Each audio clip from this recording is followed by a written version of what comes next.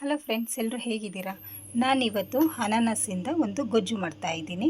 ಅದು ಹೇಗೆ ಮಾಡೋದು ಅಂತ ನೋಡೋಣ. ಈ ರೀತಿ ಕಟ್ ಮಾಡ್ಕೊಳ್ಳಿ.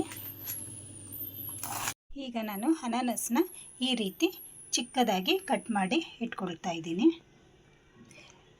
ನೆಕ್ಸ್ಟ್ ನಾನು ಗ್ರೈಂಡ್ಗೆ ಏನೆಲ್ಲ ಪದಾರ್ಥ ಮಸಾಲೆಗಳು ಬೇಕು ಅಂತ ಹಾಕ್ಕೊಳ್ತಾ ಇದ್ದೀನಿ. ಮೊದಲಿಗೆ ನಾನು ತೆಂಗಿನಕಾಯಿ ಹಾಕ್ಕೊಳ್ತಾ ಇದ್ದೀನಿ. ತೆಂಗಿನಕಾಯಿ ತುರಿದಿಟ್ಟಿದ್ದೆ, ಅದನ್ನು ಹಾಕ್ಕೊಳ್ತಾ ಇದ್ದೀನಿ. ನೆಕ್ಸ್ಟು ನಾನು ಸ್ವಲ್ಪ ಹುಣಸೆ ಹುಳಿ ನೋಡಿ ಇಷ್ಟನ್ನು ಹಾಕ್ಕೊಳ್ತಾ ಇದ್ದೀನಿ. ನೆಕ್ಸ್ಟ್ ಸ್ವಲ್ಪ ಬೆಳ್ಳುಳ್ಳಿ ಹಾಕ್ಕೊಳ್ತಾ ಇದ್ದೀನಿ ನಾನು. ಮತ್ತು ಸ್ವಲ್ಪ ಗೋಡಂಬಿ ಹಾಕ್ಕೊಳ್ತೀನಿ ನಾನು. ಈ ಗೋಡಂಬಿ ಹಾಕೋದ್ರಿಂದ ರುಚಿ ಇನ್ನಷ್ಟು ಜಾಸ್ತಿ ಬರುತ್ತೆ. ನೆಕ್ಸ್ಟು ಮನೇಲೇ ಮಾಡಿರುವಂಥ ಸಾಂಬಾರು ಪೌಡ್ರ್ ಹಾಕ್ಕೊಳ್ತಾ ಇದ್ದೀನಿ. 2 ಸ್ಪೂನ್ ಹಾಕ್ಕೊಳ್ತೀನಿ ನಾನು. ಸಾಂಬಾರು ಪೌಡ್ರ್ ಮಾಡೋದು ಹೇಗೆ ಅಂತ ನಾನು ವಿಡಿಯೋ ಅಪ್ಲೋಡ್ ಮಾಡಿದ್ದೀನಿ, ಒಮ್ಮೆ ನೋಡ್ಬೋದು ನೀವು.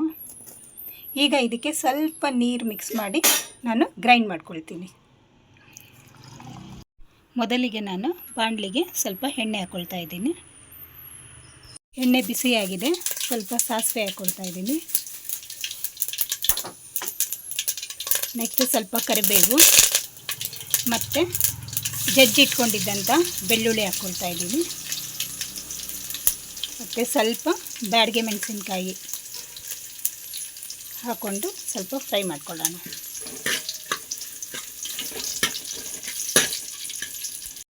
ಗ್ರೈಂಡ್ ಮಾಡಿ ಇಟ್ಕೊಂಡಿದ್ದಂಥ ಮಸಾಲೆ ಹಾಕ್ಕೊಳ್ತಾ ಇದ್ದೀನಿ ನಾನು.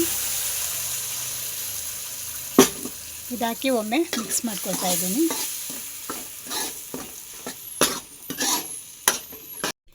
ಸ್ವಲ್ಪ ನೀರು ಸೇರಿಸ್ಕೊಳ್ತಾ ಇದ್ದೀನಿ ನಾನು. ಗೊಜ್ಜಿಗೆ ಎಷ್ಟು ಬೇಕೋ ಅಷ್ಟು ನೋಡಿ ಹಾಕ್ಕೊಳ್ತೀನಿ ನಾನು. ರುಚಿಗೆ ತಕ್ಕಷ್ಟು ಉಪ್ಪು ಹಾಕ್ಕೊಳ್ತಾ ಇದ್ದೀನಿ ನಾನು. ಈಗ 2 ನಿಮಿಷ ಕುದಿಲಿಕ್ಕೆ ಇಡ್ತೀನಿ ನಾನು. ಈಗ ಕುದೀತಾ ಇದೆ. ನಾನು ಕಟ್ ಮಾಡಿ ಇಟ್ಕೊಂಡಿದ್ದಂತಹ ಅನಾನಸ್ನ ಅಲ್ಲಿಗೆ ಸೇರಿಸ್ತಾ ಇದ್ದೀನಿ.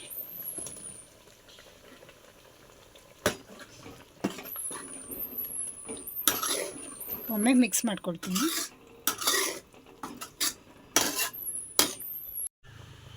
ಇದನ್ನು 2 ರಿಂದ 3 ನಿಮಿಷ ಬಿಟ್ಟರೆ ಅನಾನಸ್ ಬೇಯುತ್ತೆ ಬೇಗನೆ.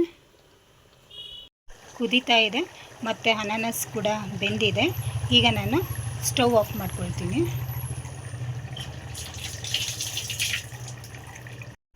ಈಗ ಅನ್ನದ ಜೊತೆಗೆ ಅನಾನಸ್ ಗೊಜ್ಜು ರೆಡಿಯಾಗಿದೆ. ಇದು ತುಂಬಾ ಅನ್ನದ ಜೊತೆಗೆ ಟೇಸ್ಟಿಯಾಗಿರುತ್ತೆ. ಈ ಅನಾನಸ್ ಗೊಜ್ಜು ಚಪಾತಿ ಪೂರಿಗೂ ಸಹ ಚೆನ್ನಾಗಾಗುತ್ತೆ.